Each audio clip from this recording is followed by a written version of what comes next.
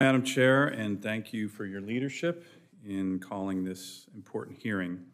I'd like to welcome Admiral Fagan, Master Chief Jones, and I'm eager to discuss the capabilities and challenges facing our United States Coast Guard.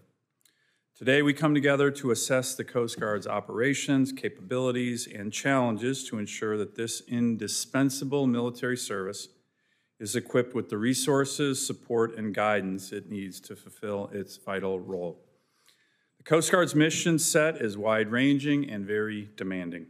It simultaneously plays roles as a military service, a law enforcement agency, a regulatory agency, all in allowing the organization to execute its missions.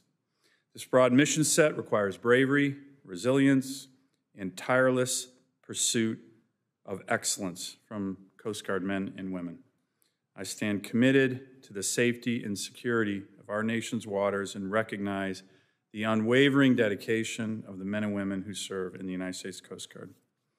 We have made tremendous strides in recent years to modernize the Coast Guard cutter fleet, enhance readiness, and adapt to an ever-evolving threat landscape. The National Security Cutter Acquisition Program has matured, and some of those assets are in the fleet doing great work. Last Congress, we authorized an additional $650 million for continued acquisition of offshore patrol cutters, 2 of which will be home ported in Kodiak, Alaska.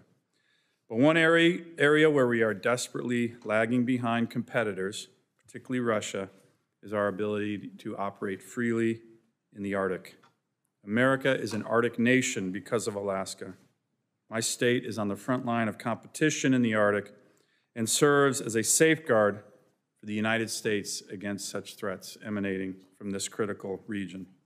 I have long emphasized the important role the Coast Guard plays in ensuring that we counter the authoritarian aggression of the hostile regimes in Russia and China. At no point was this more evident than last September, when a group of Chinese and Russian naval vessels operating together off the Aleutian Island chain in Alaska was posing, in my view, an unnecessary threat to our state and country. Continuous presence in the Arctic is essential to this effort, and the Coast Guard must be able to operate in the Arctic at will, the way the Russians do. To help ensure that we can do so, I included a provision in the FY 2019 National Defense Authorization Act to authorize the construction of 6 polar-class icebreakers, polar security cutters, as the Coast Guard calls them. And this committee later reiterated that support in the Coast Guard bill. I'm excited that we were able to move forward with the acquisition of these critical assets, and we're starting to build them. But I have serious concerns about the delays in the production of the polar security cutters and the impacts to our nation's security that these delays can cause. Last year, I helped authorize $150 million for the procurement of a commercially available icebreaker to help bring the United States additional offshore icebreaking capability long before the delivery of the polar security cutters, which we are building. While the appropriations for that icebreaker were included in the Coast Guard, included in an appropriations bill at the last minute in the omnibus last year, still trying to figure out why, they were removed, literally, at the last minute. I'm confident that we will secure the funding for the Coast Guard to purchase this much-needed icebreaker in FY 24. It is in the President's budget, again, as it was last year, and I'm glad to see it will be home ported in Juneau, Alaska. Admiral, I look forward to continuing to work with you on that. Last month, Admiral Fagan and I, with Senator Murkowski, traveled to Alaska for the 17th Coast Guard District Change of Command ceremony in Juneau.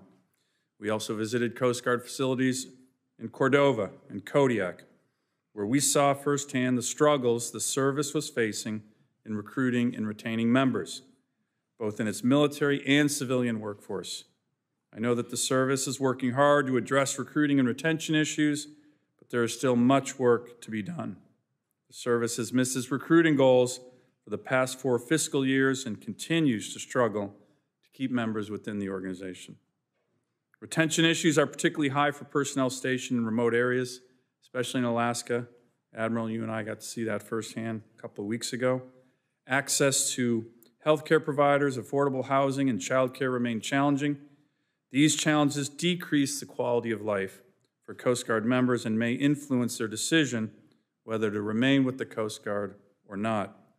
Additionally, Coast Guard members, unlike their counterparts in the other military branches, do not have the guarantee of being paid during a government shutdown. This is completely unacceptable. To fix this, I have repeatedly introduced different versions of the Pay Our Coast Guard Act, but a permanent solution has not yet been managed to get a floor vote. You have my commitment to continue to work on that with both of you.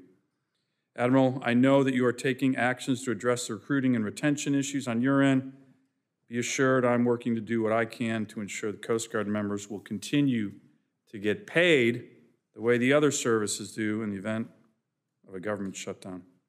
Lastly, like the chairman who issued a very powerful, heartfelt, and important opening statement, I must express that I'm deeply disturbed by the recent news about the travesties that occurred at the Coast Guard Academy. There's no place for sexual assault, sexual harassment in our society, particularly not in our military. It is essential that members of our armed forces feel safe, and it is unacceptable that institutions and leaders that were supposed to protect them failed to do so. Furthermore, when the Coast Guard failed to disclose to Congress the receipt of these reports and subsequent investigations, the service obstructed our ability to conduct vigorous oversight. This is what we are doing right now. This is exactly the type of gross mismanagement that congressional oversight is designed to protect against. This cannot be allowed to happen again. Thank you, and I look forward to the valuable insights and discussions that will shape the future of the United States Coast Guard.